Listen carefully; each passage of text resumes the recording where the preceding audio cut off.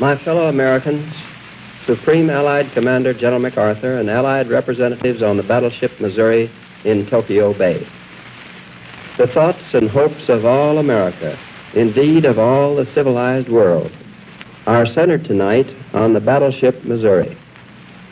There, on that small piece of American soil, anchored in Tokyo Harbor, the Japanese have just officially laid down their arms.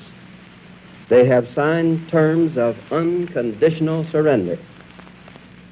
4 years ago, the thoughts and fears of the whole civilized world were centered on another piece of American soil, Pearl Harbor. The mighty threat to civilization which began there is now laid at rest. It was a long road to Tokyo and a bloody one. We shall not forget Pearl Harbor. The Japanese militarists will not forget the USS Missouri. The evil done by the Japanese warlords can never be repaired or forgotten.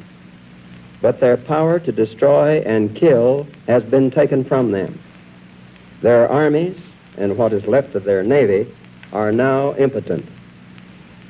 To all of us, there comes first a sense of gratitude to Almighty God, who sustained us and our allies in the dark days of grave danger, who made us to grow from weakness into the strongest fighting force in history, and who has now seen us overcome the forces of tyranny that sought to destroy his civilization.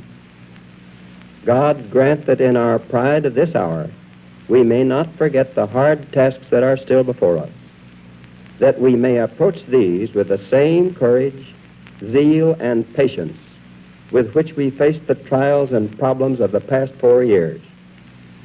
Our first thoughts, of course, thoughts of gratefulness and deep obligation, go out to those of our loved ones who have been killed or maimed in this terrible war. On land and sea and in the air, American men and women have given their lives so that this day of ultimate victory might come and assure the survival of a civilized world. No victory can make good their loss. We think of those whom death in this war has hurt, taking from them fathers, husbands, sons, brothers, and sisters whom they loved. No victory can bring back the faces they long to see. Only the knowledge that the victory which these sacrifices have made possible will be wisely used can give them any comfort. It is our responsibility, ours, the living, to see to it that this victory shall be a monument worthy of the dead who died to win it. All millions of men and women in our armed forces and merchant marine, all over the world, who, after years of sacrifice and hardship and peril, have been spared by providence from harm. We think of all the men and women and children who, during these years, have carried on at home in lonesomeness and anxiety and fear. Our thoughts go out to the millions of American workers and businessmen, to our farmers and miners, to all those who have built up this country's fighting strength and who have shipped to our allies the means to resist and overcome the enemy.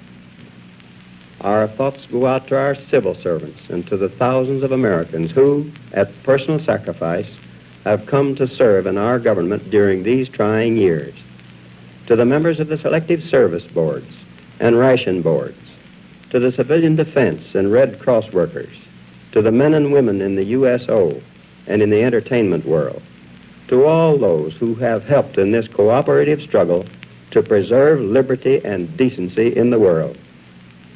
We think of our departed gallant leader, Franklin D. Roosevelt, defender of democracy, architect of world peace and cooperation.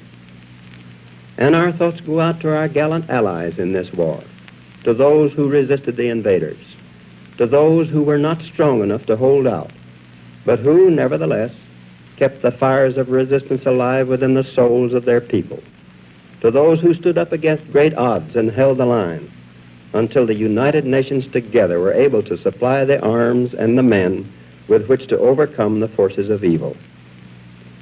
This is a victory of more than arms alone. This is a victory of liberty over tyranny. From our war plants rolled the tanks and planes which blasted their way to the heart of our enemies. From our shipyards sprang the ships which bridged all the oceans of the world for our weapons and supplies.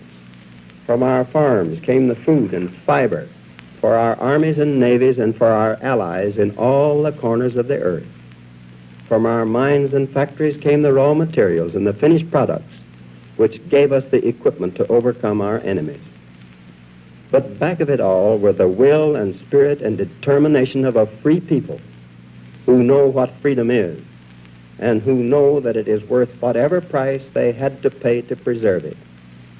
It was the spirit of liberty which gave us our armed strength and which made our men invincible in battle. We now know that that spirit of liberty, the freedom of the individual, and the personal dignity of man are the strongest and toughest and most enduring forces in all the world. And so on VJ Day, we take renewed faith and pride in our own way of life. We have had our day of rejoicing over this victory. We have had our day of prayer and devotion.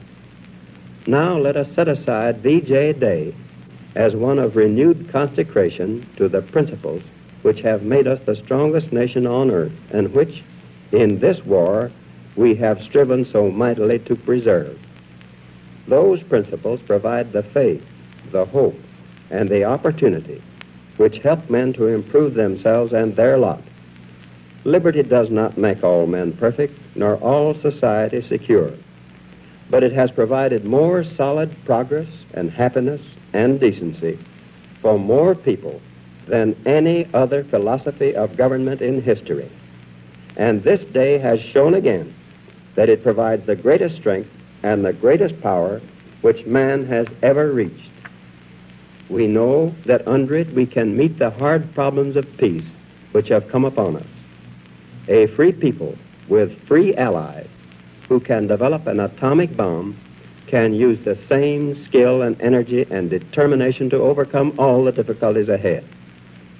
Victory always has its burdens and its responsibilities as well as its rejoicing.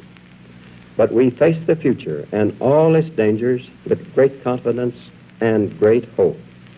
America can build for itself a future of employment and security. Together with the United Nations, it can build a world of peace founded on justice, fair dealing, and tolerance. As President of the United States, I proclaim Sunday, September the 2nd, 1945, to be VJ Day, the day of the formal surrender of Japan. It is not yet the day for the formal proclamation of the end of the war, nor of the cessation of hostilities, but it is a day which we Americans shall always remember as a day of retribution, as we remember that other day, the day of infamy. From this day we move forward. We move toward a new era of security at home. With the other United Nations, we move toward a new and better world of cooperation, of peace, and international goodwill. God's help has brought us to this day of victory. With His help, we will attain that peace and prosperity for ourselves and all the world in the years ahead.